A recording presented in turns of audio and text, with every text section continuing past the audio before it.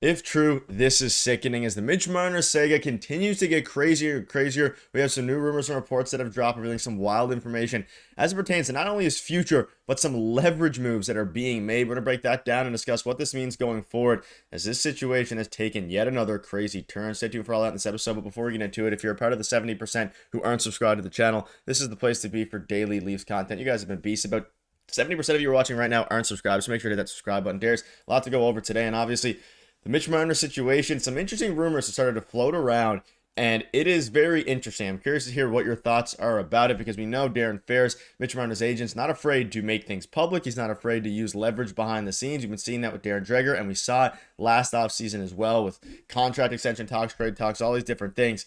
And this dropped just a few minutes ago, and it's a little bit interesting. Now, it's from an interesting source here, but let's dive into it here. It says, we are hearing that Mitch Marner will inform the Leafs that he's not going to re-sign with the organization and he will test free agency. Over the past few weeks, this is the information we gather. Marner was open to re-signing with the Leafs on an 8-year deal after the playoffs were done, but he changed his mind after the trade deadline when the management asked him if he was interested in going to the Canes. Marner felt a lack of respect, trust, and belief that he was gone at that point. We have some more from this quote, but I want to start here, Darius, and get your thoughts on this. Now, again, take it with a grain of salt. It's a rumor right now. That's what these people are hearing.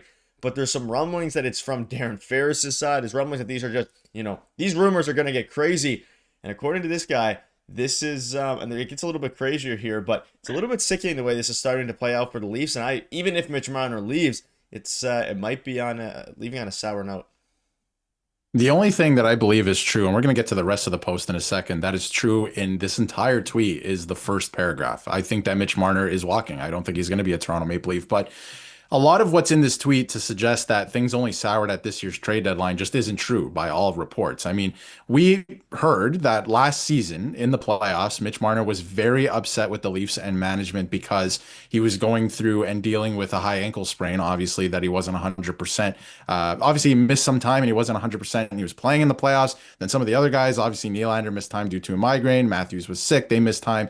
And then there was a lot made in the media about how Mitch Marner wasn't performing well, and he was the only one on the team, and there wasn't much made out there about him actually being injured as well. So by all accounts, what we've heard is that things started to sour at that point last offseason, and that he didn't want to resign already last offseason. That's why he came into this season saying that I'm not going to sign an extension. We'll figure it out after the season. And that's a nice way of saying I'm not coming back, essentially, right? And by all accounts, too, we'll get to it in this video. The Leafs, Brad Treliving, was trying to trade Mitch Marner the entire time he's been GM. He knew that this was coming.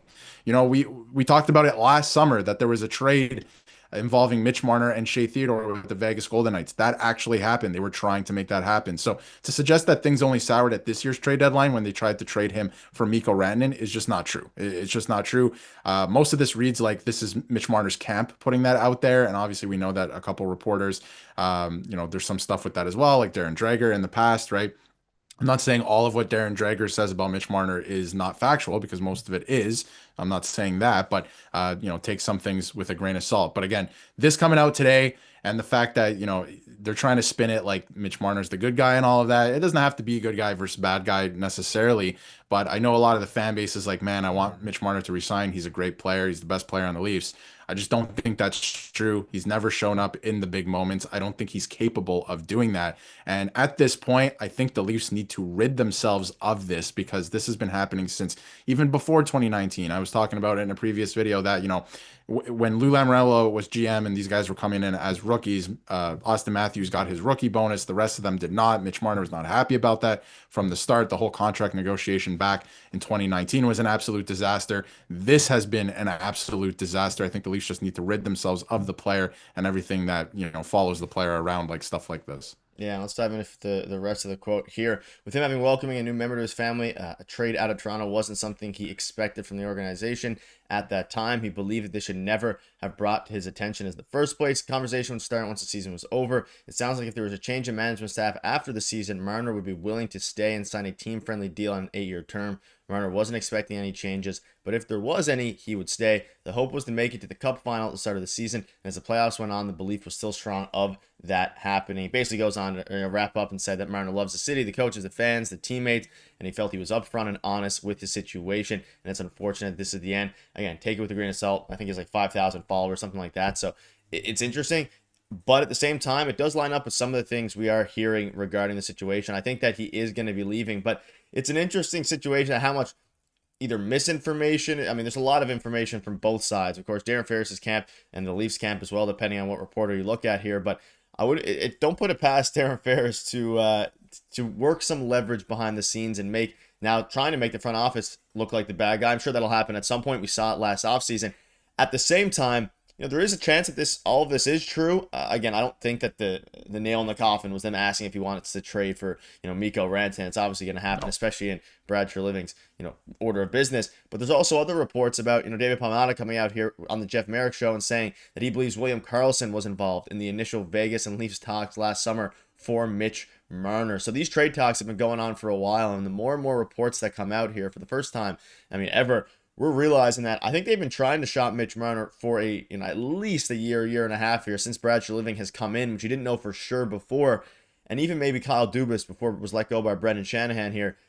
It's maybe this relationship was fractured prior to this season and prior to all the fan outrage, and it's interesting with how many new reports are coming out and all these different rumors, what the truth is behind the Leafs trying to get rid of him last year at the deadline now, and then now, of course, things taking a bit of a turn as it pertains to the way that he felt with the city and, of course, the organization.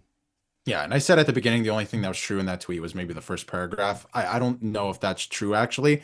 There was a paragraph in there about that he loves his teammates, the city, all of that. I think that is true, right? And I don't want to smear Mitch Marner, but I want I want to tell the truth on this channel, right? Because we all see it, and there's reports that have come out that it contradicts this, right? So, on the other hand, I do think that this relationship was fractured way before when they're saying this. It was last season for sure. He already had it in his mind coming into this season that he was going to leave, that he did not want to re-sign with the Maple Leafs unless some miracle happened. They won the Stanley Cup, and feelings change, right?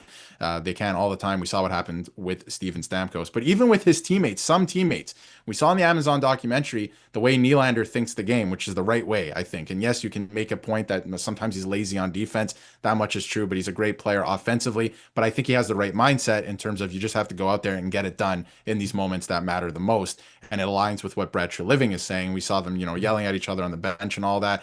And if you go back, I picked up on this as well. If you go back and watch the exit interviews, when they ask William Nylander about what he thinks of Mitch Marner, he laughs. And then he goes on to say, something very short about it and doesn't really get into specifics and details. He goes, yeah, we'd love to have him back. Obviously, we think he's a great player. And then the next question they ask him about John Tavares is the same type of question. He gets really serious. He goes in depth. He says, we love him, all this stuff.